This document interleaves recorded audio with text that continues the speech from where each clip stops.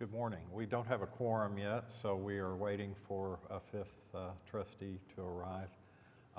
But we are going to go out of order a little bit and ask Mr. Clowers if he would like to start the meeting with the report on the riverboat landing at the new FAM Center. Certainly. I'd be glad to. I had my whole mind geared for about 9:20, but this is fine.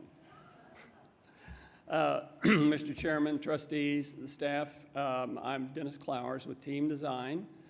With me today is Robbie Williams, who is the project engineer with Team Design.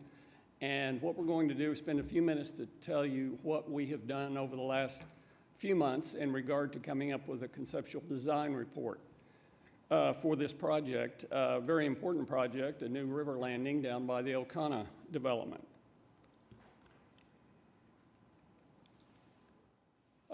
Just a few opening bullets here. The first museum, First Americans Museum, opened about 2 years ago in 2021, and it was the first piece of the Elkanah development. Right now, there's a hotel, a parking garage, and the remainder of the resort that's under construction, and all of that's due to be finished by January of 2025. Embark received a grant last year from the Federal Transit Authority to construct a new riverboat landing at the Elkanah development. There are currently 5 other landings that exist along the river, stretching from Regatta Park all the way back to Meridian. Embark specified that the construction on this particular project needed to be completed by June of 2024. And Team Design was selected to do the design, and in conversations with the staff, in order to better define the scope of the project, it was decided that we would do a conceptual design report, which is kind of out of the ordinary. And then we would present that, get it approved, and then go forward with the final design of the project. We entered into that original contract in November of last year, and the scope included developing concepts for the landing and other adjacent improvements within the Embark lease. Embark requested that we develop 2 concepts for consideration. This next slide is just an overall view of the site. The part that is kind of hidden, shaded, and not boldly colored is the First Americans Museum on the left, the garage, the hotel, and the remainder of the resort, which is under construction. Eastern Avenue is over on the far right side, and this drawing also shows how traffic patterns might exist from vehicular to pedestrian to bicycle. You can see the river at the top of the slide. And the leased area that Embark has from Elkanah is the boldly shaded area right there on the riverbank. This is what we're calling Concept 1. And this view is looking basically to the east along the south shore of the river. It includes a fixed dock that will be constructed in a cove that will be created as part of the project. The future hotel and parking garage, which are under construction, are in the background of this view. The dock has 2 access points. One is via stairs alongside the cove, and it comes down to about the front, the bow of the boat that's shown there in that view. The other is a ramp that comes around to the west and one switchback, and that ramp is totally ADA compliant. Obviously, the stairs at the front of the boat are not ADA compliant. There's a site that you might note at the top for a future stage. That stage and the pedestrian bridge, that's also, you can see the end of that pedestrian bridge that goes across the river. Both of those are MAPS 4 projects, and they will be paid for by MAPS funding. But the site for the stage, it's been determined that it would be best located within the Embark lease. The starting line for the Rivers boat races is also shown there just to the west of the bridge. A couple of features of this concept, it includes a terraced seating area back to the west of the area where the stage is. And the terraces would be created by using short retaining walls, 1.5 feet or so in height, which would also double as seating. And those walls, as you can see, curve throughout the area. And then there's a fairly large plaza area to the west of that terrace seating area, which includes colored paving or pavers. This is just a plan view of the entire area with the river to the top, and it shows the Embark lease in that red dashed line. Basically, the purpose of this exhibit is just to show pedestrian flow through the area. There's different ways where people can go from one side of the area to the other, or from the hotel and the garage or the museum back into the landing area. This is another view of Concept 1. It's actually kind of a blown up, looking at the same angle as the first exhibit. It shows the pedestrian areas, the colored concrete walkways and the pavers west of the plaza. Other amenities that are shown in that plaza area are some tables, seating blocks and planters. Those probably will not be a part of this project, but it shows you how those could be located to create some additional seating areas. This is the same concept, but this is looking at the reverse view, looking from south to north across the river. It more clearly shows the location of the pedestrian bridge to the right. That will be done as part of MAPS 4. But you can see again the terrace seating area, the area for the stage to the right, and the plaza and the boat dock to the left. This is Concept 2, and you might say, well, this looks a whole lot like Concept 1. The general layout is very similar to Concept 1. The main difference is that this provides for a more elevated seating area, which requires longer and more and taller retaining walls. It also includes an underground ticket booth that's kind of tucked under the very top of the terraced area. Generally, the plaza area to the right and the boat landing are the same as in Concept 1. Another view of Concept 2, again looking now from south to north across the river. And this more clearly illustrates the difference in the elevation of the terrace seating area and the walls that form that area. We have included not only two concepts that I've gone through, but also each one we've included with a fixed dock, as you saw in the renderings, and a floating dock, as you might remember from Stockyards, from Meridian Landing, and from, I guess, the Exchange area. All of those have floating docks. You can see that the dock is much different. It's got a switchback sidewalk that leads down to it, and then the mechanism to allow the dock to float in that cove.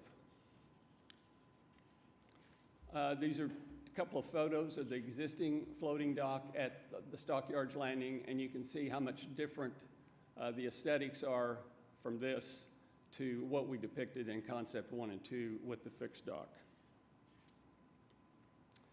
Project schedule. As I mentioned earlier, we received our the contract for the conceptual design report in November. This board is seeing that conceptual report today. We have a contract amendment to allow us to move forward with final plans and specifications, and that should come to your board meeting in a month. We intend to submit 95% plans to the staff in July, and then to this board at your August meeting. At that meeting, you would authorize advertisement, receive bids 3 weeks later on August 25th, and approve a construction contract the following week, and then a notice to proceed on September 4th. Construction would be completed by April 10th, and this board would accept that project for maintenance in May of 2024. Cost estimates and recommendations. As I said, we've got two concepts, each concept with a floating dock and with a fixed dock. You can see that those estimates range from about 3.1 million to about 5.8 million. Our recommendation is for concept one with the fixed dock. There are various factors that support that recommendation. We believe it maximizes public gathering areas. The public areas are more user-friendly. The fixed dock is better aesthetically than the floating dock, and it will also require much less maintenance in the long term. The cost estimate of 4.3 million is within the project budget. The ticket booth, if desired, could be added later as a freestanding structure, and we believe it's overall a better project. That's all I have to present to you this morning. I would be happy to respond to questions. Mr. Chairman, I have several questions. Okay. I did threaten to heckle you, and I promise it's not heckling for my I beloved know former you're coworker. I know you're heckling when I see it. Yeah, I'm sure you do. And I guess part of this question has to do, for staff too, is the fixed dock as functional for us as the floating dock?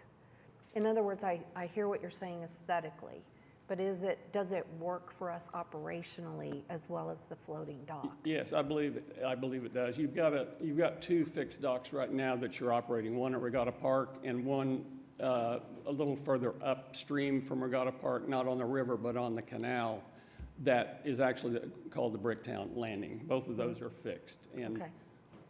I believe they may work better for you Okay. than the floating dock. Cool.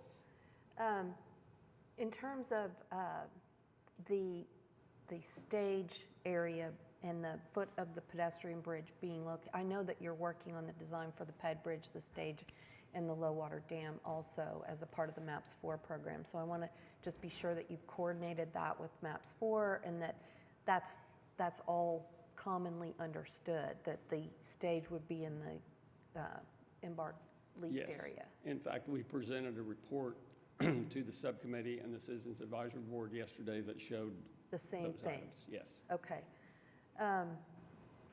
I guess another question that I have is really for staff, and that is, can we afford this? Is this, if we were to go with concept one with a fixed stock, the 4.3 million, is that within budget? And I guess, are we within budget if we went with concept one with the fixed stock? And does that cost estimate, Dennis, include the ticket booth? Or is that considered to be an alternate that we'd add later? The only option that includes a ticket booth is concept two, because it raises that terraced area up high enough to where it can go underneath it.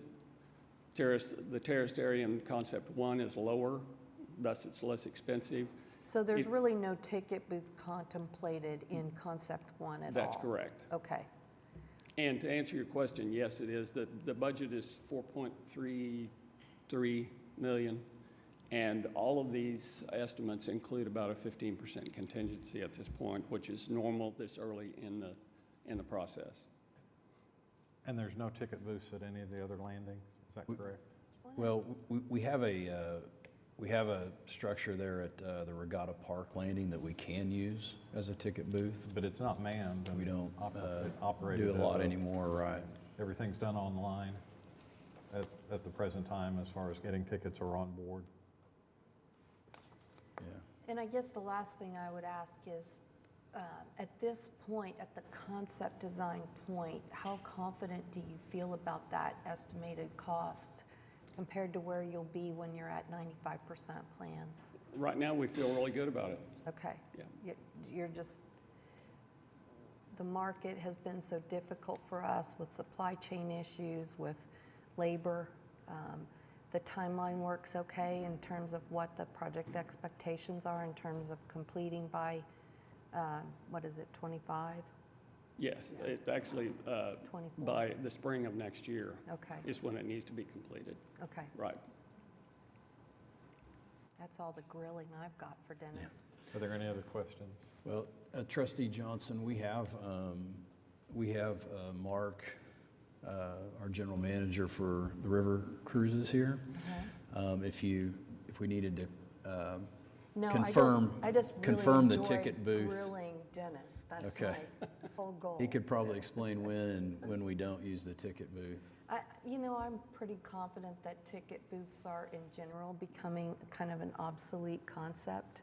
So I'm comfortable with the idea that we don't necessarily put that in the Okay. final design. Okay, thank you. Thank you, appreciate it very much. So we will go ahead and we have a quorum now, and we'll call the meeting to order. And there are no items from the chairman. Are there any residents to be heard? There are none to be heard, so I'll move to item number 4, which is the approval of the April 7th COPTA board meeting minutes. So is there a motion to? It's been moved and seconded. Would everybody vote electronically?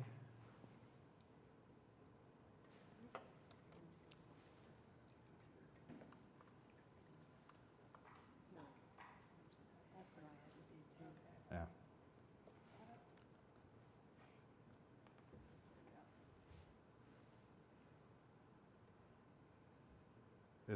Are you ready? Okay, item passes. Okay. We're moving on to the consent docket. There are 12 items on the consent docket. Is anybody want any of them pulled for individual discussion or consideration? If not, is there a motion to go ahead and approve the consent docket? It's been moved and seconded. Everybody vote electronically. Motion passes. Okay, moving down to items for individual consideration. The first one is a joint resolution with the City of Oklahoma City as the lessor and Central Oklahoma Transportation and Parking Authority as the lessee, authorizing waiving the 90-day notice requirement and agreeing to renew the lease for use of the property known as Santa Fe East Lot for parking operations at an estimated revenue of $85,000 retroactive to March 30th, 2022 through March 29th, 2027. Jason? So this item here is, as you mentioned, a renewal of a lease agreement between COTPA and the city, and because it is a joint resolution, if approved by the board today, it will then go to City Council for consideration. Really, as you can see, unfortunately, this lease expired back in March of 2022, so we're simply bringing this to the trust to make sure that agreement, if you will, is in place between the city and COTPA that allows COTPA to manage and collect revenues on the surface lot, this piece of property, basically understanding that the city is the actual owner. So the way that lease agreement works is with COTPA managing the parking operations, net of, or the net revenue is split 70% to COTPA, 30% to the city. And then again, just reminding the trustees, this is that lot, and there's actually an exhibit in your packet, but this is that surface lot on the east side of the BNSF railroad tracks between Sheridan and Main Street. And the city actually acquired that property back prior to 2019, but in 2019 is when we did the initial lease. So we've been managing that as a surface lot as part of the parking system since that time. As far as collecting the revenues, passing them on, all that has continued to occur. This is simply making sure we have that lease in place that expired in 2022. Jason, is the $85,000 an annual, or is that collected Yes. for the term of the lease? Yeah, no, thank you for the clarifying question. That's an estimated annual amount that the lot will generate for COTPA. Okay, are there any questions or discussion on this item? If not, is there a motion? It's been moved and seconded. Everybody vote electronically.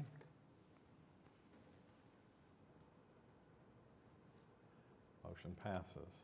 Item B is a resolution of approving Phase 1 of the OKC Moves proposed schedule and service modifications and establishing a route for Rapid Northwest. Yeah, so this item here, I know the trust is familiar with. We've talked a lot about OKC Moves. We're certainly excited to be able to implement phase one of that OKC Moves multi-year implementation plan to continue to modernize and improve the Embark fixed route bus system.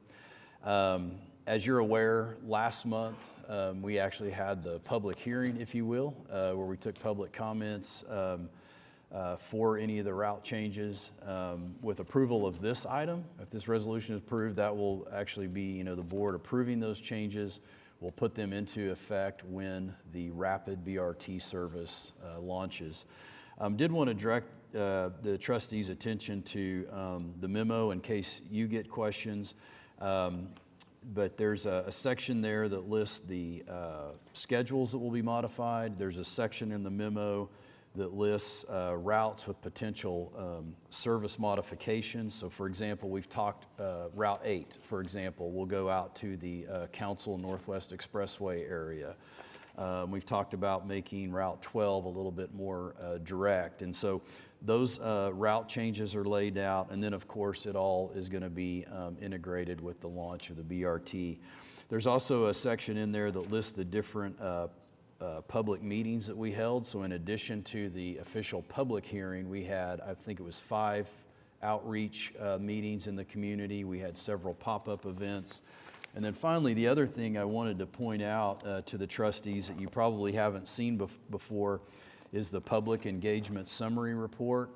And I won't go through all of it, but just letting you know, in there is a brief description of each of the route changes. So if you're curious on any of the routes, for example, again, referring to Route 8, okay, what exactly is changing? There's a brief summary in there. There's a list of all of the public engagement that we did. You'll also see examples of all of the advertising we did in the newspapers, all the way from the Black Chronicle to the Journal Record, the El Nacional newspaper. I probably didn't say that right. But the point is, lots of advertising to get the word out that we're making these changes.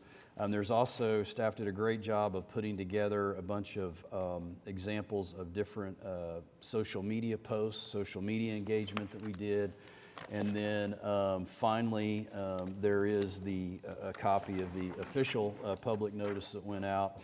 And then if you're interested, different examples of media coverage, some news stories and stuff that came out regarding the route changes. So I just wanted to point that out to you. We haven't talked, we've talked a lot generally about the public engagement, but I thought as a trustee, if you ever have to reference, okay, how much did we reach out to the community, that's in that summary report. I think staff did a great job putting it together, so I want to make sure we spend a little time letting you know what all was in there. Well, I think we've done a good job of covering the bases of getting notice out there. I hope that when we implement it, we have a lot of customer service hand-holding. I know that Route 5 will have to connect to the BRT to get people downtown, and which will require a little bit more explanation and of our current riders and an adjustment that they'll have to make, and also the advantages of Route 8 going all the way out to Council Road, which will be a great thing and service a new area of the city we haven't serviced. Yeah, I think you're right. I think we're going to have to anticipate another round of questions as we actually implement those services. And also to let the trustees know that we are planning to schedule an upcoming marketing committee meeting. And so we'd love to have that type of input. And obviously that's the purpose of the committee meeting, is that educational piece, not only with the BRT launching, but also what else should we be telling our customers with the changes. So we'd certainly look forward to additional input at that time. Okay, are there any other questions or comments about this resolution? If not, is there a motion to adopt? It's been moved and seconded. Everyone would vote electronically. Motion passes.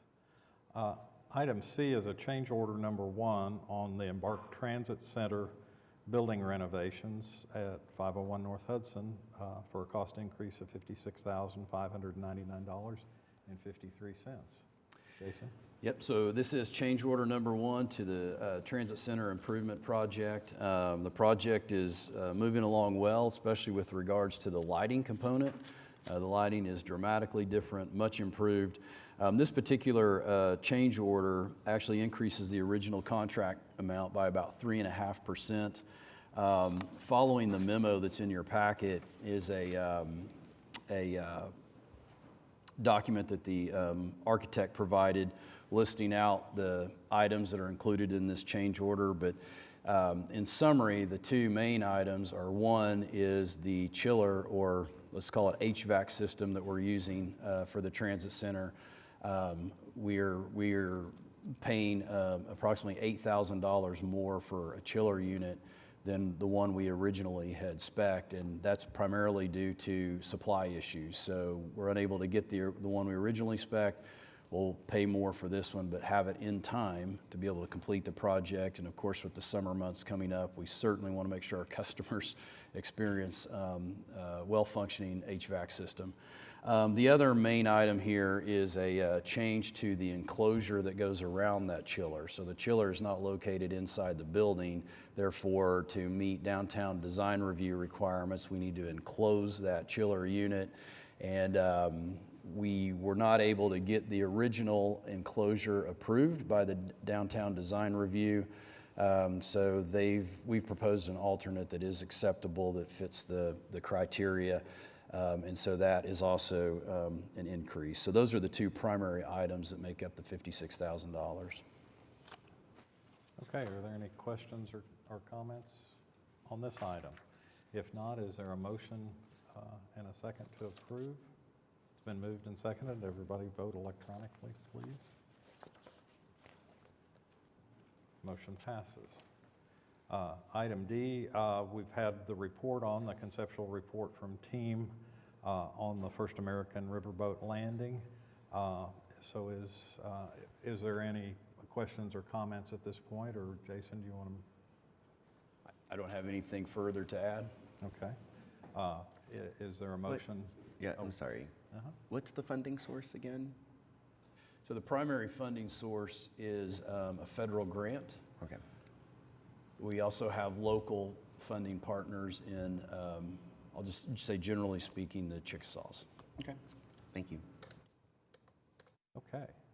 If we'll have a motion to accept item D, approve item D, it's been moved and seconded. If everybody would vote electronically.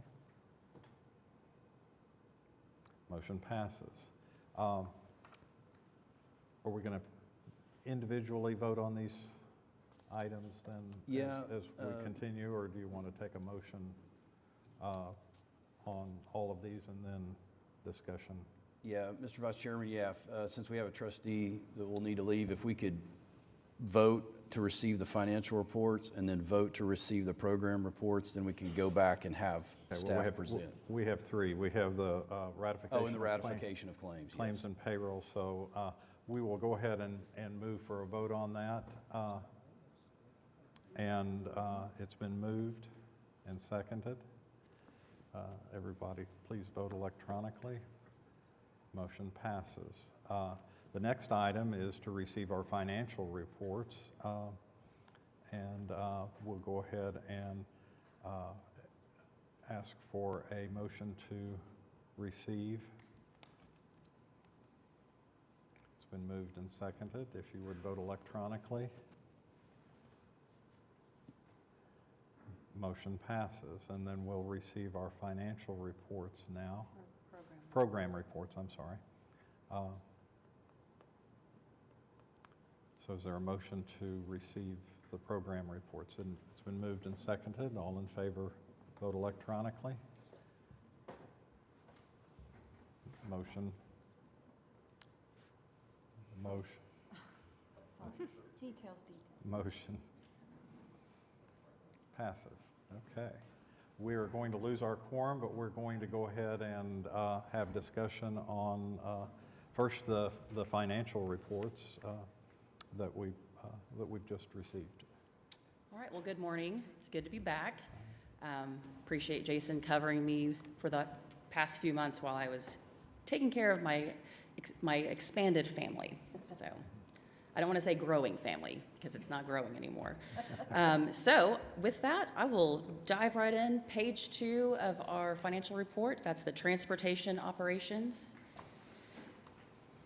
So you'll see under revenues, the total revenue there for month of March, which is 9 months into our fiscal year, we've received $25.6 million in revenue.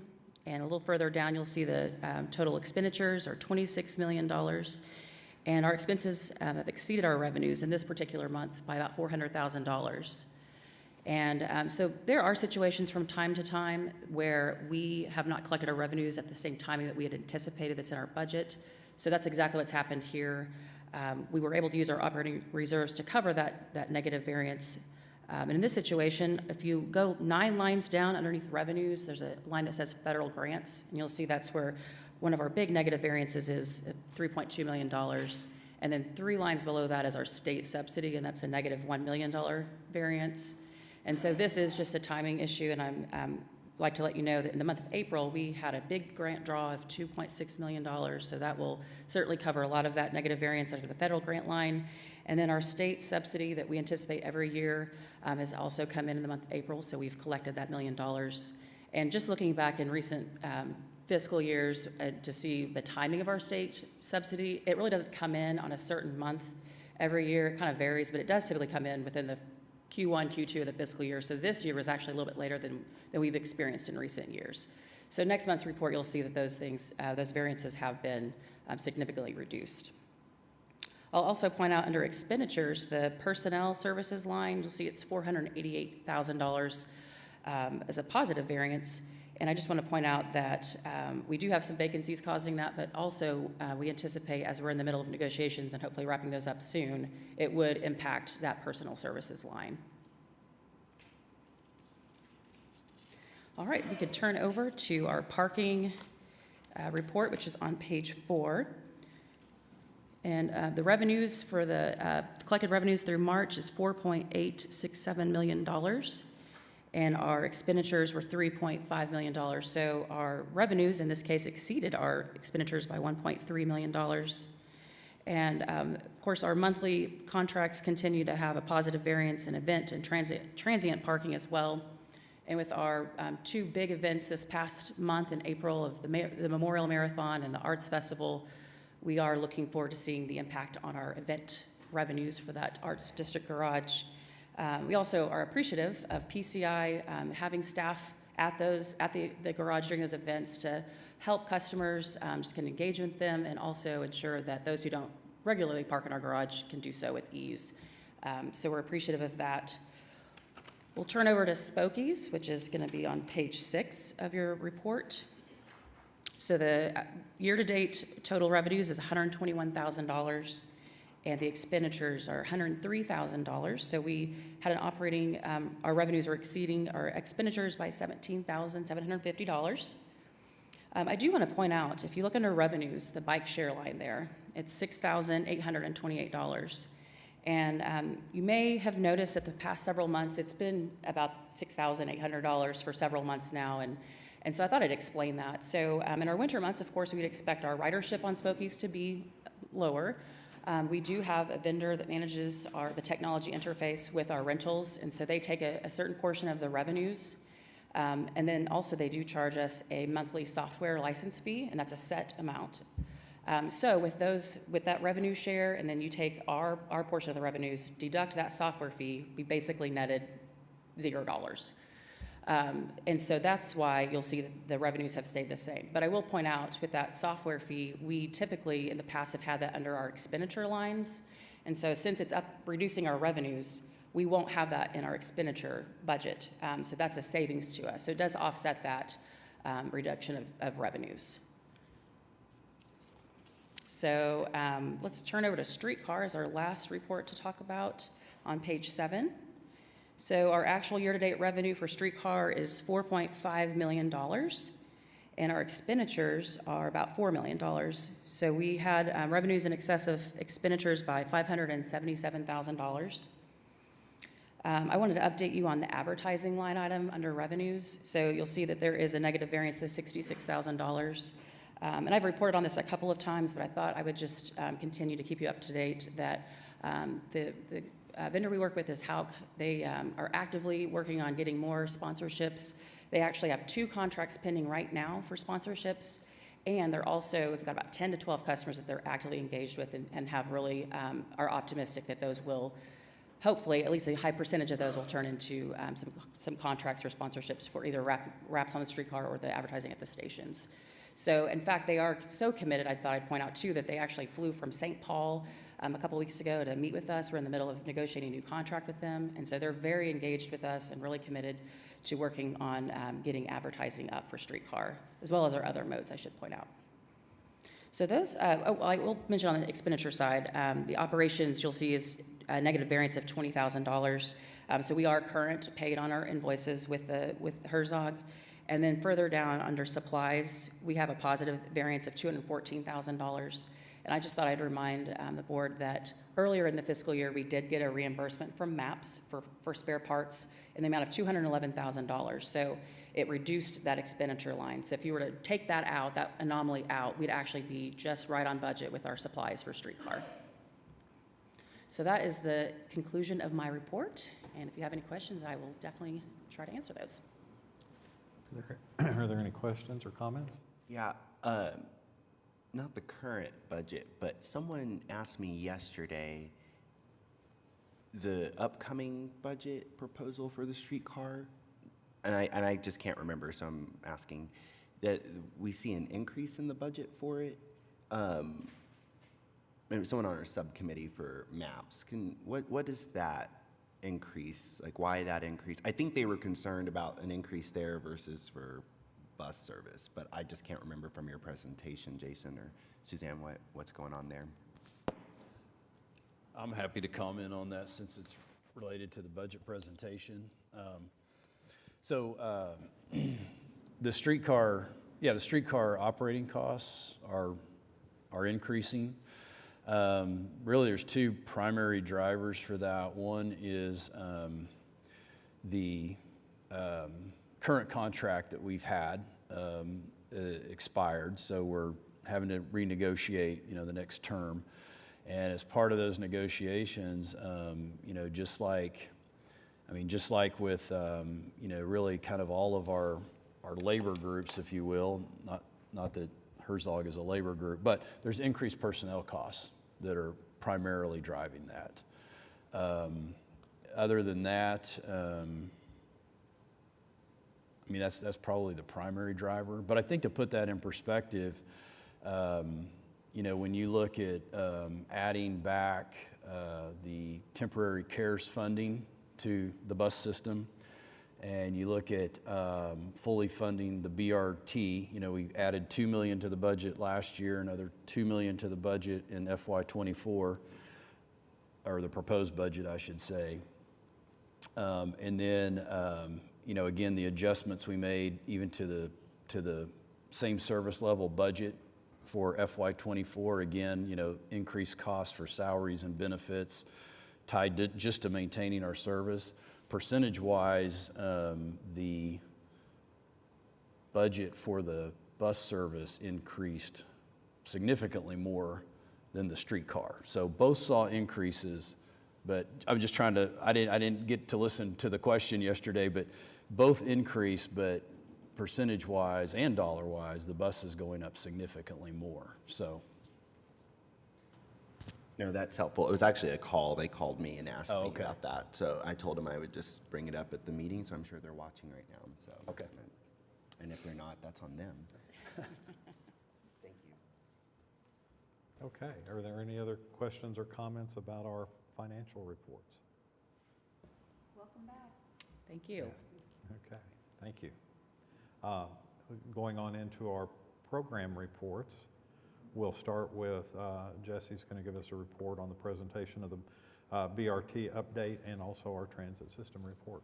Good morning. Good morning, everyone. Perfect. All right. Hope everyone had a fantastic April. Welcome to May. We'll be providing a quick update on Northwest Rapid. So I wanted to kind of talk through what we're doing operationally, right? So we've talked a lot about construction, and we're, about halfway through construction, but I wanted to make sure that we kind of gave an update on what we're doing operationally. So we are going through a process of Northwest Rapid familiarization with all of our operators. It's kind of a three-stage approach that we're looking at. And so the first stage is in classroom training, and this is a photo of Byron with some of our operators and some of our new hire operators kind of going through what a rapid system is, right? Because it's different than normal fixed route service.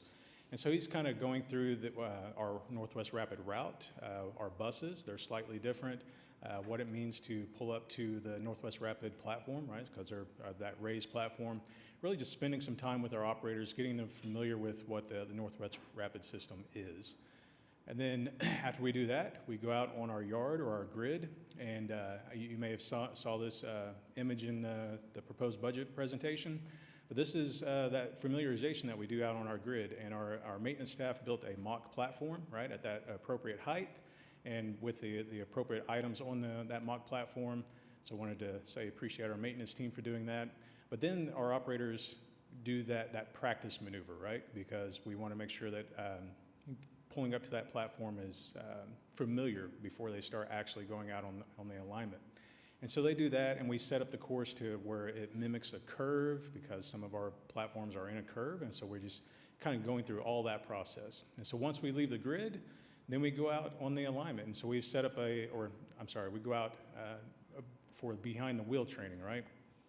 We're not out on our Northwest Rapid alignment just yet, so we've set up a route that uses our streetcar platforms because they're at the same height as our rapid platforms, and they have the same rub rail that our rapid platforms do. And so they go out and they go around the streetcar alignment and do that mock training. And so essentially 3 days, we can run our operators through this familiarization training. On the screen here, because we love graphs, this is a breakdown of what that training entails. Essentially about 3 days, we're able to run up to 10 folks through our training. To date, we've completed 64 operators through that familiarization training of 115. And this photo here, I just kind of love this photo. This is last Friday. They were coming back from being out on the alignment, and it's like, pose, and they're strike a pose for you. So I just wanted to share that photo. So Jesse, is the plan to train all the operators to drive the rapid routes? Yeah, so we are training all of our operators and getting them familiar with what the Rapids or the Northwest Rapid or BRT system is. And then once we get ready to pull those that are selected to be operators for the Northwest Rapid system, what will happen is, say they are already an operator for our fixed route system, we'll rebid our system, pull those operators out of the fixed route running, and then they will go into BRT operations training, which is much more extensive. It'll essentially take up to 2 weeks to train one person. Yeah. Great question. Thank you. So that's operationally what we're doing for BRT. So now let's talk a little bit about our buses, right? So we have 3 that are still yet to arrive in Oklahoma City. Bus 2221 and 2222 went into construction in Anniston, Alabama at the New Flyer facility early April. And then bus 2224, we're anticipating that going into line entry in August. So we got a couple of photos of those first 2 buses going into the line entry. This is 2221. Just thought this was a cool photo. So for those that don't know, there in the front, that's just structural until they are able to put the glass in to keep the body from flexing. So that's 2221, and then 2224 also went into line entry early April. So construction continues there, and we anticipate those arriving in Oklahoma City in June. So October. Yep, so just in time. So now we'll talk a little bit about construction out in the alignment. So this is a photo of Broadway and Main. This is essentially our end of the line, right? The end of the line downtown, wrapping up construction there. This is Hudson and Northwest 8th Street. This is our inbound stop near Elemental Coffee. Happy to report that both north and south lanes of traffic are now open and full access down Hudson. And this is Northwest Expressway in Blackwelder. This is our inbound stop. They're doing a demo there and prepping the area for concrete. This photo was taken Wednesday, so during the rainstorm, out there working. And this photo is Northwest, that's a typo. This is actually Northwest Expressway in Blackwelder. The outbound stop. This shows the pull-out area, right? So the bus is able to pull off of Northwest Expressway into that bus-only pull-off area out of traffic to do our boarding and alighting, and then pull back into traffic there at Northwest Expressway going eastbound. And this, I wanted to show this photo because this also shows those pedestrian improvements that we promised to the trust and to City Council and our customers. So improving our pedestrian access to our platforms also is part of that project, and this shows that there at Northwest Expressway in Blackwelder. This is Northwest 56th in Portland. This is our outbound stop. Work is commencing there. This is one of the stops where it was a little closer to Northwest 56th in Portland, but due to right-of-way constraints, we had to pull that slightly back. So this moved about 100 feet to the east, but still in the vicinity. So let's talk about the next 3 weeks. So from April 30th to May 16th, we'll continue working at Broadway and Main. I wanted to point out that we missed our target date of April 28th there slightly due to some rain that we received in April, but we will continue working to get that wrapped up. Robinson and Park, we pushed back the start date slightly there due to the marathon and some filming that's going to be happening there at North Robinson, but we anticipate getting started here shortly. These are the two stops at Class and Northwest 31st. So we're in the process of doing waterline work and utilities, but we anticipate continuing to move forward with the construction there. Anticipating mid-June completion of those two stops, and then again completing the stops at Northwest Expressway and Blackwelder here shortly. And also, as the photo pointed out, Northwest 56th in Portland, we're anticipating being complete toward the end of this month. So we have completed a lot of stops. Over the past month, we've completed the one at Hudson Northwest 8th and the one at Classen Northwest 13th. You can notice here that we have approximately 5 that are in the process of getting completed, and then we have 2 that are in the process of our commissioners have went out and looked at the stops. They're assigning value for those right-of-way acquisitions, and we anticipate hopefully being able to start construction at those 2 locations at Class on Northwest 23rd as soon as possible. And then just to kind of wrap up, you can see our percentages of complete there, but we'll focus on the total project completion of about 48%. And again, this is based off of our contractor invoicing, and that invoicing is complete through March 31st. So not actually able to show work completed through April because we haven't received that invoice yet, but close to 50% completion. And that is the Northwest Rapid Report. Happy to take any questions.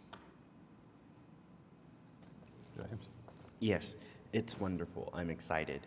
And I know the good people at Elemental are very happy. I pulled up yesterday, and it was just so beautiful to see. I mean, I'll really put that in place very nicely. I'm curious, like, can we go to the Northwest Expressway and Blackwelder? Typo, yeah. One. Do you want the aerial or the photo? The one that shows the retaining wall, Yep. please. There we go. Yep. You know what would look so nice right there? You already know what I'm going to say, don't you? Art. What is it? Art. Look, you have applause from the gallery. I agree, Laura. That is a great idea. I was just going to say maybe, you know, some people waiting on BRT, and now I'm lying. But Liar. but I see several of these opportunities along the route. There's another one actually at Portland, right? I don't know. I don't know. I know MAPS has the 1% for public art, but what do we need to do? Who do we need to talk to? Who are the good people? I know Randy Marks is a good guy, loves art. But that's what I mean. Where are there grants? What do we? I mean, I'm sure someone would love to do some very cool art.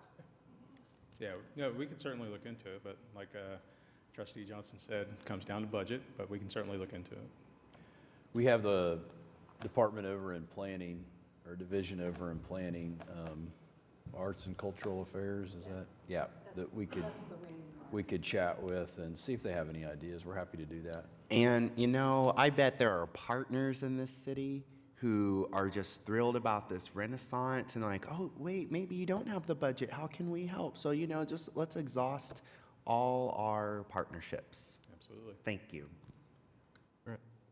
I had a question. Yep. Again, we're going to terminate Route 5 at this location, That's right. or is it the outbound location across the No, street? it'd be, so this is kind of like the interlining, Okay. right? So Route So- 5 and the. So this is, and- will the Route 5 bus come and wait for the BRT to also arrive so that they are we just going to displace Yeah, all kind of. the riders? And have you studied how many riders on Route 5 go all the way downtown?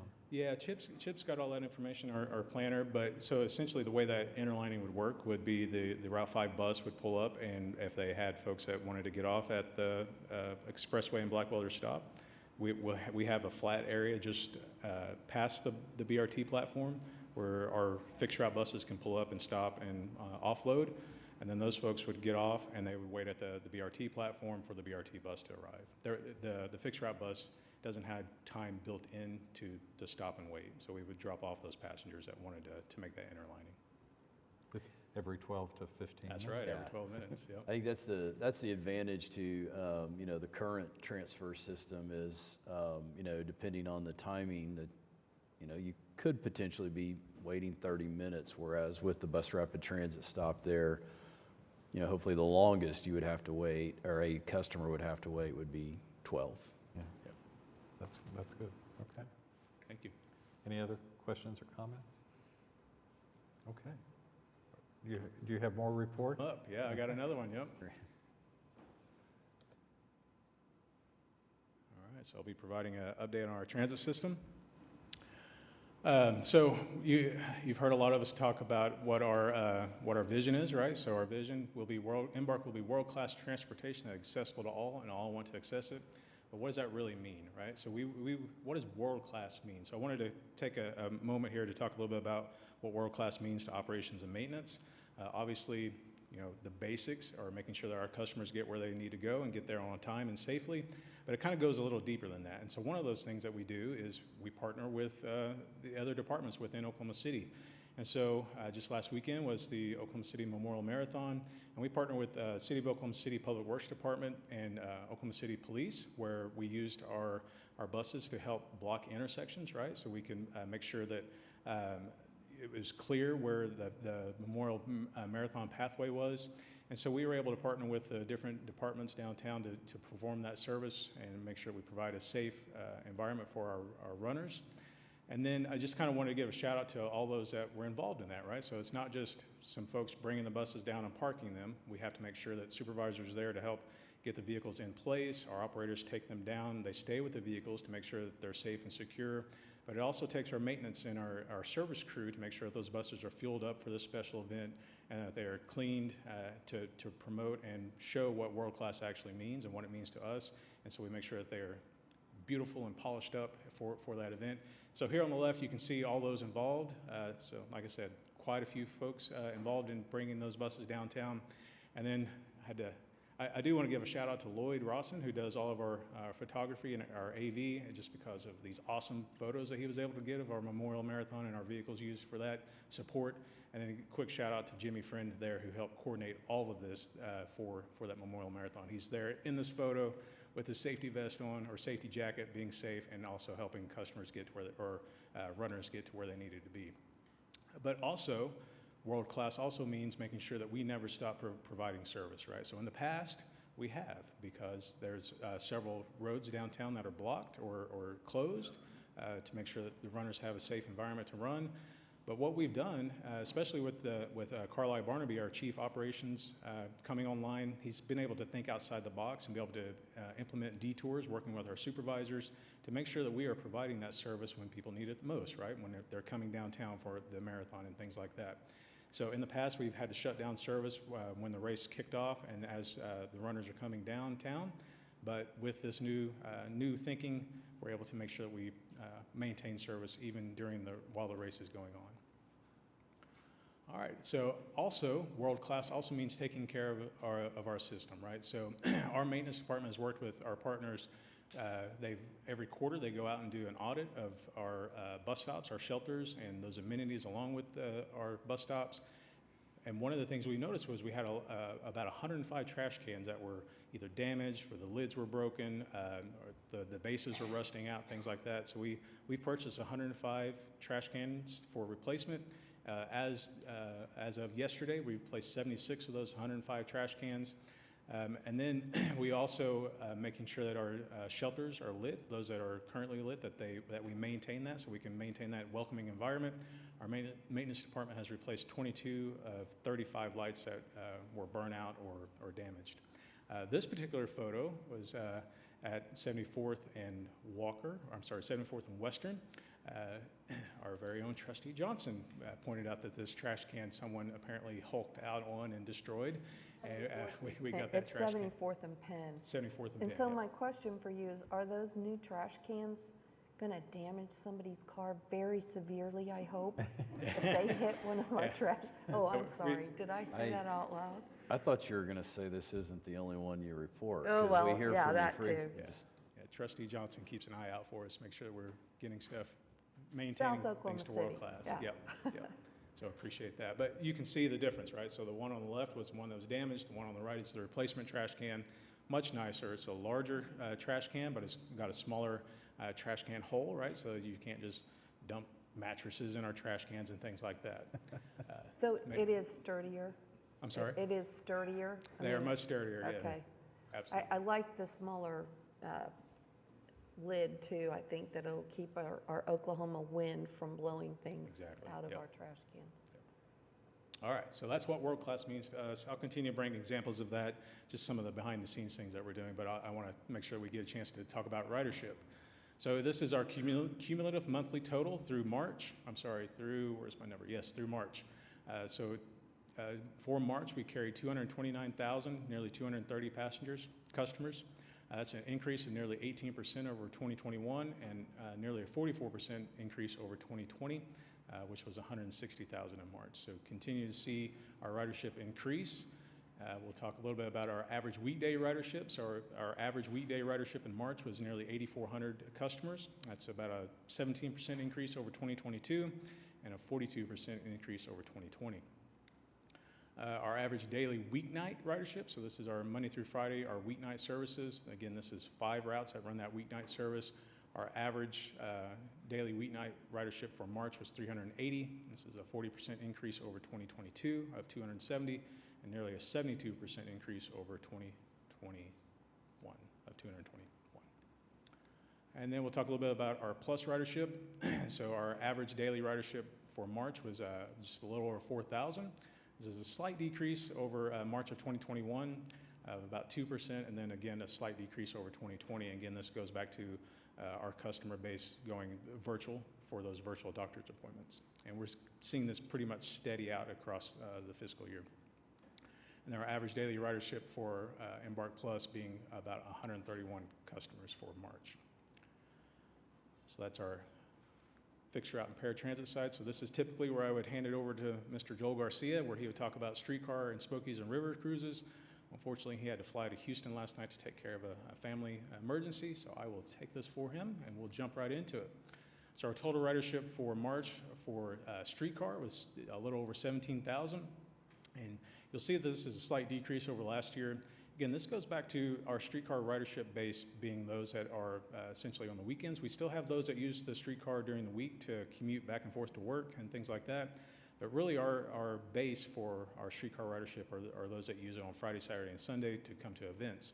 And we've seen a slight decrease in our events downtown, right? So basically, if you see people walking around downtown, we see ridership increase for our streetcar system. But we've seen a slight decrease of events from 2022 to 2023, so that reflects in our ridership. Did want to point out a couple of events that happened. So in April, we hosted the Community Streetcar Coalition, so April 2nd through April 4th. They stayed at the Omni Hotel, and that's where the conference was held. We really had all the streetcar agencies in Oklahoma City. This is an event that has been 3 years in the making. We were supposed to host it in 2021, but with COVID and things like that, all the different agencies that were hosting it got pushed back, but we hosted it in 2023. We had 59 different groups that included agencies and those providing service, similar to like Herzog Transit provides service in Oklahoma City. Those were all here in Oklahoma City enjoying our system. We did host a facilities tour. And Herzog helped sponsor that event where we had over 100 visitors come in and tour our facility and see how we operate business here. And they were very, very impressed, and we can continue to appreciate the board's support in running this service. Also, they talked about the marathon for Oklahoma City Streetcar. Now, unfortunately, our streetcar system is on rails, so we can't really create any detours for that, so we did have to suspend service, but we did add additional service from 4 a.m. to 5:30 a.m., where we helped bring the runners that were staying in hotels. We were able to actually bring them to the starting line, so again, providing that additional service for this special event that we had over the past weekend. And then we'll talk a little bit about our Spokies ridership. So our total ridership for our Spokies system for March was 434. This is an increase of 114% over last year, but a slight decrease of 2021 of 14%. Exciting news, so we're relaunching our 60 pedal-only bikes in May. So we took those down to kind of refurbish them and bring them up to our standard, but we're planning on launching those in May. And then we'll talk a little bit about our Oklahoma River Cruises. So just a quick reminder that, from December to April, we suspend our River Cruises services. But what do we do while we suspend that service? So Mark and his crews, what we do is we take a look at our vessels. This is a picture of the Devon Explorer being hauled out, right? So we pull it out of the river, we bring it into our maintenance facility, and we make sure that we maintain those vessels to our standard, right, our world-class standard, which we're happy to report that our vessels continue to meet the, Mark, what is it, the Bristol standard, which is the highest standard that you could possibly get for a maritime vessel. So appreciate Mark and his crews making sure that we maintain those vehicles, or those vessels. And then finally, with the next month's board meeting, we'll be bringing the substantial completion of the Regatta Park upgrades. Again, this is making sure that our facilities meet our standard, our world-class standard. And so we've been working at the Regatta Park landing, making sure replacing concrete, bringing that up to date, and also painting handrails and making sure that the building meets code and standard. That is a transit report. Be happy to answer any questions. That's a lot, but It's a lot, yeah. you're doing a lot. That's great. Are there any questions or comments for Jesse? Okay, All right, appreciate it, thank you. thank you. Next item is a presentation of the capital improvement projects by Kristen. Good morning. Morning. Happy Friday.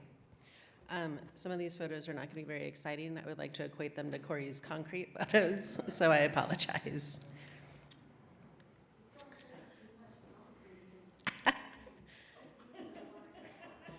Sorry.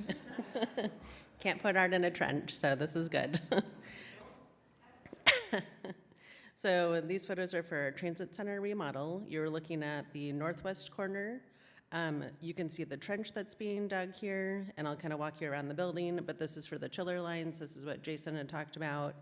And then the concrete pad that's in the corner there is where the chiller will actually sit. And then this is to show the contractor using the steel plates so that we can still have buses moving in and out of our transit facility, keep things moving. This is where the trench is starting to wrap around the building. Again, not super exciting. Unfortunately, because of the rain, the contractor was trying to let the dirt dry out before they were doing some backfill, but obviously with yesterday, we're gonna keep letting that dirt dry. So here we are. Around the building, more around the building, and then this is where it enters into the building, into our mechanical room. So again, most of the work being done here is exterior at the moment, and we'll talk about the lights in a second. We will get to a point where we do interior construction, and this is when the transit center will temporarily close. So Dennis's team, thankfully, is putting together kind of like a temporary bubble so we can still sell passes to the public. We are gonna have temporary restrooms located over at Bus Bay A, which is where the BRT platforms are, sorry. And then we will for sure have ADA restrooms and standard restrooms, so that'll be covered. This is starting on May the 15th, and it'll go until July the 30th. We will for sure be putting the word out social media and all of that to let our customers know that this is happening. And then this is the drawing of the lights. So everything in yellow and everything in blue has been done. The only remaining lights are the ones in green, so it's just the 4 on the corner there. These are the new lights. This is taken during the daytime, but what I want to show you is during the night. If you look at the 2 in the center there, those are the 2 new lights. And then if you look off to the side over here, you can see the existing lights and how much dimmer they are. So it's great improvement. And then last week, I spent some time in Minneapolis, Minnesota for the FTA BRT Construction Roundtable. It was a day-and-a-half conference. We had all 10 regions represented. We also had FTA employees there. It was virtual and in person. And then these are all the agencies that presented. We talked a lot about like lessons learned, what kind of build projects, different platform heights that cities did depending on their situations, testing. We talked about supply chain issues, so it was a great opportunity to learn from other agencies. We also took a construction tour of the Minneapolis Gold Line, which connects Minneapolis to downtown St. Paul. It's a 10-mile route. There are 3 park and ride lots. They have articulated buses because their ridership is higher. Also, slightly different budget of $505 million. So a little different than us, but they're going to be operating in 2025. Theirs is a lot more complicated in the sense that it's running directly along the highway, and so they're spending a lot of money on noise walls. So you can see the bridge here and the highways down off to the side. This is our tour group. So there are a bunch of like small mom and pop shops, businesses off to the right there. And this is just an example of the outreach. So on every storefront, there's literally one of these that was posted. They do a lot with QR codes there. So just another example of how other agencies do public outreach. This is a picture of their BRT bus. It was raining there as it was raining here. So just a damp trip. And then this is where we ended our tour. It is their Union Station or Union Depot, I guess. A beautiful building, and then their streetcar stop was actually right in front, so I got to see that as well. That is all I have. Do you have any questions for me? No questions. Okay, thank Thanks. you. Those are our 2 program reports. Are there items from the trustees? No. Thank you, Meg. Okay. Do you have something, Sure. Jason? Just All a right. couple things to share. Wanted to just remind the trustees, and I know several of you have accepted an invitation to join the Greater Oklahoma City Chamber of Commerce on May 10th, where they're recognizing, I think it's Hometown Heroes is what they're doing, and so Embark will be there to be recognized. So I know some are joining, and also wanted to mention that on May 21st through May 26th, the Community Transportation Association of America will be here to have their annual conference. So we're kind of got a neat trend here going with the Community Streetcar Coalition, and now we have another large transit conference, and they're going to be in the Oklahoma City Convention Center with the Omni, of course, is the convention hotel. So I think it's really neat that our industry can bring conferences to our community. Or We get to show our world-class exactly. transit Yeah. system. And then finally, Jesse had mentioned our work with the marathon, and so I just wanted to thank the Oklahoma City National Memorial and Museum. They did really do a great job promoting our service, including our streetcar. They had a streetcar map along with our altered scheduled times on their marathon website, and then we got to speak a little bit with the event organizers and promote the streetcar as a transportation option for those attending the marathon. So wanted to just thank and recognize them for their partnership. Okay. Well, appreciate you all being here today, and we are adjourned. Thank you. We're finished. We're- adjourned a while ago. Yeah. Yes, we lost our quorum.